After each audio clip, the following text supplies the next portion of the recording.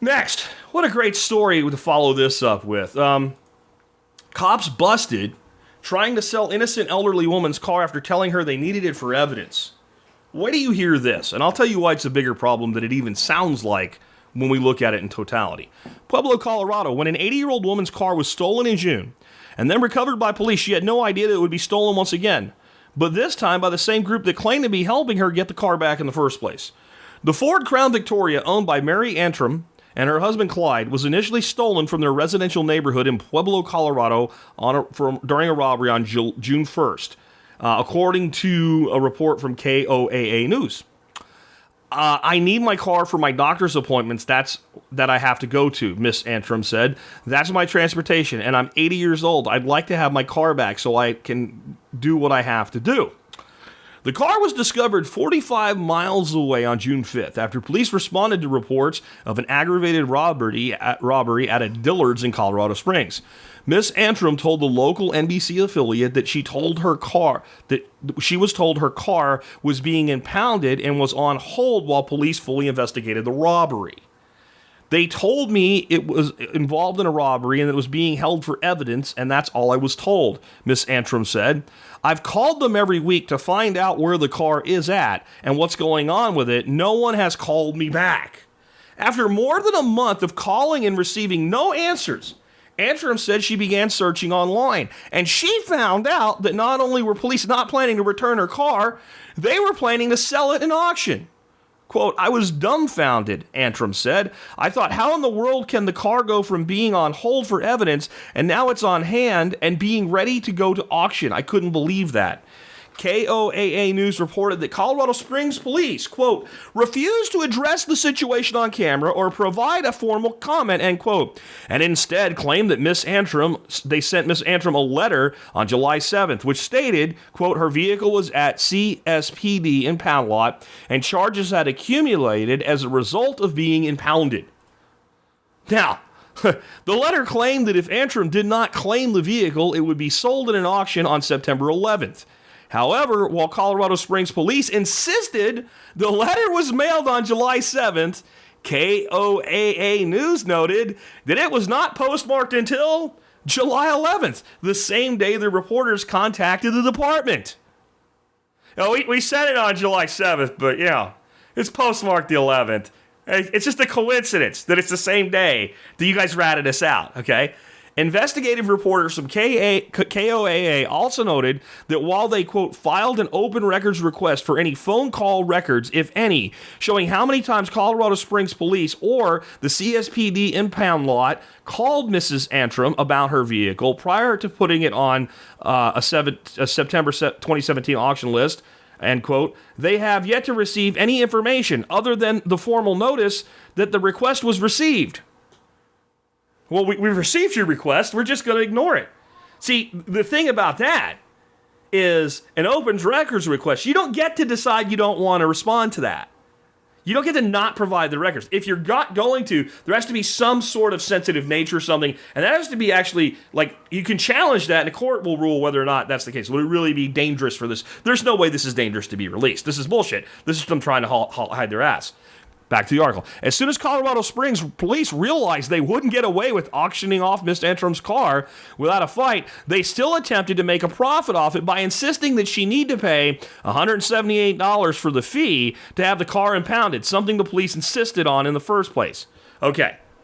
Now, do I believe that they might do some shit like that, like as policy? Sure I do. Except, well, it wasn't even policy, because back to the article. However, KOAA News noted that this fee was the exact opposite of the policy Sergeant Garza mentioned over email. Email, shit, you can't make that go away, can you? Unless you're Hillary. Anyway, which stated, quote, it is the policy of the Colorado Springs Police Department that victims of crimes whose vehicles are towed as part of a criminal investigation will not be charged tow impound storage fees while at the impound facility, end quote. Again, that's in black and white. Kind of sucks for the police there. Okay. Following the report from KOAA News, Mary Antrim received another notice that her car would be returned and she would not be forced to pay any fees. While Colorado Springs police may act as if everything is fine now and the car is returned, the fact is that their department attempted to take advantage of an 80-year-old woman after she was the victim of a robbery by stealing her car once again, ignoring her repeated requests for information, and then attempting to extort money from her after they realized they wouldn't get away with auctioning off her vehicle. Holy shit. Now, I'll tell you why this is, and I'm not going to go long on this one, because I think it speaks for itself. But the reason this is a bigger thing than it sounds, tell me about a few bad apples again, really? Do you realize how many people touched this? And everybody was okay with screwing this old lady? Now look, Leos, listen to me. I'm seriously reaching out to you here. No one that's sane and mentally healthy anyway believes the majority of police officers are scumbags. What we do know is there's more than a few of them. You guys know it too, and you won't stand up and say something. Because I hear cops all the time, we used to be respected, we want our respect, we work hard, we protect and serve, blah, blah, blah, blah, blah. Fine. You will never get the public back because the cameras and the recorders and the technology is never going away. It's going to get worse from here. All of this shit is going to get put out in public. The public will know how much of it is going on. The only way law enforcement will ever win back the people is to form an organization and stand up apart from your individual departments, etc., and say, I will speak up when I see something. I will not hide it.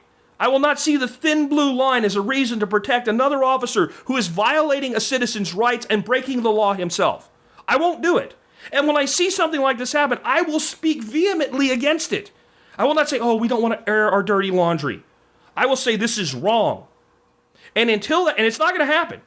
It's not going to happen anytime soon. It's going to have to get a lot worse. It's going to get a lot worse. And it's going to continue to get worse until at some point, you guys are going to have to do it. You're going to have to. Eventually, you'll reach the same conclusion. I'm telling you, it's going to have to happen. It is the only way that people are going to help you again, and you need people to help you.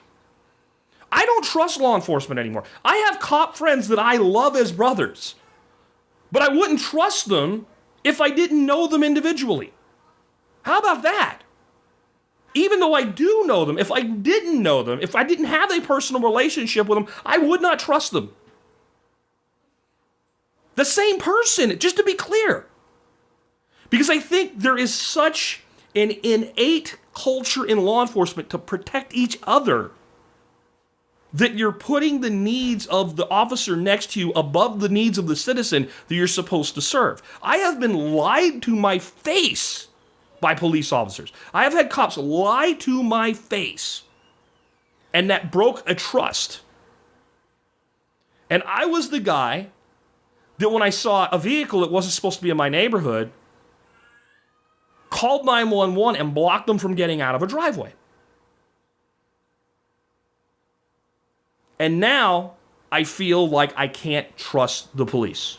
Not I can't trust all police. Not I can't trust all cops. There's enough that I can't trust that I don't know who to trust. And I'm telling you honestly what America's feeling right now, and you don't want to hear it. But here's the thing, whether you want to hear a truth or not, it's still true. And whether you pay attention to it or not, it's still true. And what you guys have in law enforcement right now is the whole industry is a patient with tumors that are metastasizing. And until you start cutting some tumors out, the patient's going to get a lot more sick. And in this case, what it means is losing respect and losing trust. Because you can't do your jobs without citizens trusting you. There's more of us than there will ever be of you. And you need our help. And at this point, in a lot of situations I look at, if I knew something, I wouldn't say shit. Because I don't want to be drug into it and all of a sudden become part of your investigation even though I had nothing to do with it. Well, it won't happen. It happens all the time. Apparently, we can't even trust law enforcement, at least in some locations, to return our property to us after it's been stolen. Because it's money. I don't know how much they were going to get for the car, but I'm sure it was more than $175 that they wanted for impoundment fees. It's sad, but it's up to you guys. And I hear it all the time. All you do is bash. I hear it on Facebook. You're just constantly bashing cops. Bullshit. I post good shit about police whenever I see it, but I also post the bad shit. I'm not going to pretend it's not there. That's the problem. And the problem isn't the public pretending it's not there. It's you guys in your own community pretending it's not there. The next time you feel the words coming out of your mouth or to your keys in defense of shit like this with a few bad apples, really think about that phrase. Really think about that phrase. What happens when you leave the one bad apple in the barrel? I'll leave it there. Let's go on to another one.